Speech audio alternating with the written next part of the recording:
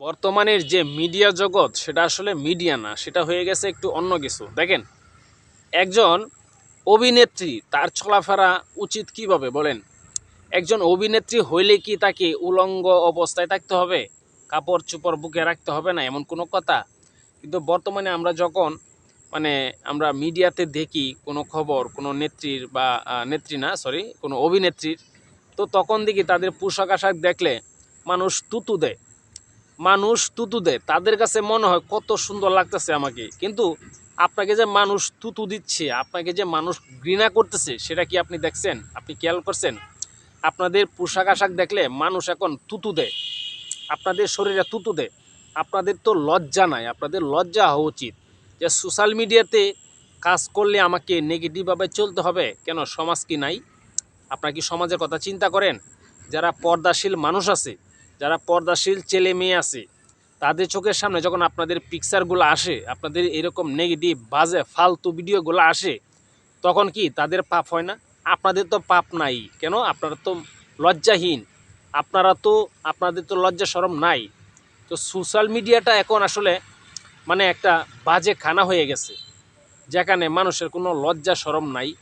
So এই কাজগুলো একমাত্র তারাই করে, এরকম বাজে পোশাক তারাই পরে, যাদের নিজেদের কোনো আত্মসম্মান তো নাই, বরঞ্চ পরিবারেরও নাই। কারণ যদি আপনি ভদ্র পরিবারের ঘরে জন্ম হয়ে থাকেন, অবশ্যই আপনি ভদ্রভাবে চলাফেরা করবেন, আপনি কখনোই অভদ্রভাবে চলাফেরা করবেন না। সো ফ্যামিলির উপরও অনেক সময় এই দোষটা চলে আসে যে পরিবার ঠিক নাই, মেয়ে ঠিক নাই। হ্যাঁ, এটাই বাস্তবতা। আপনি যে এই যে বাজেভাবে আপনারা পোশাক পরেন নায়িকারা, আপনার মা বাবা কি এসব দেখে না? আপনার মা বাবা কি কিছু বলে আপনাকে? কোনো শাসন করে? যদি শাসন করতোই, আপনারা কি এইভাবে ওপেনলি এইভাবে চলতে পারতেন? এই বুকে কাপড় নাই, হ্যাঁ নিচে কাপড় নাই, মানে কি একটা ফালতু একটা জামা কিনে আনছেন, মনে হইতেছে যে বাজারে কোনো কাপড় চোপড় নাই। মানে এসব কি? আর এসব কি সরকার দেখে না? এসবের প্রতি কি আইন হওয়া উচিত না? যে একটা মেয়ে মানুষ যখন বাইরে বের হবে, কোনো প্রোগ্রামে যাবে, কোথাও যাবে, যাতে শালীনতা বজায় রাখা তারা চলতে পারে, এসব কি মানে সরকার দেখে না? ও আইন সব কিছুর মধ্যে আছে, এসবের মধ্যে আইন হওয়া উচিত না? আপনারা কি মনে করেন? এসব থেকে ছেলেরা আরও নেগেটিভ কাজ করে, বাজে বাজে কাজ করে, জানে না সব এসব দেখিয়া দেখিয়া। কারণ ছেলেরা হচ্ছে মেয়েদের প্রতি একটু আসক্ত, কিন্তু যখন এইসব নেগেটিভ বিষয় দেখে, কাপড় চোপড় নাই শরীরে, হ্যাঁ মানে মানে বুকে কোনো কাপড় চোপড় নাই, এসব থেকে তো ছেলেরা আরও অপরাধে জড়িয়ে পড়তেছে। সো এগুলা থেকে তো আসলে আমাদের এখান থেকে কী শিক্ষা দিচ্ছে ওরা? ওরা কী শিক্ষা দিচ্ছে আমাদেরকে?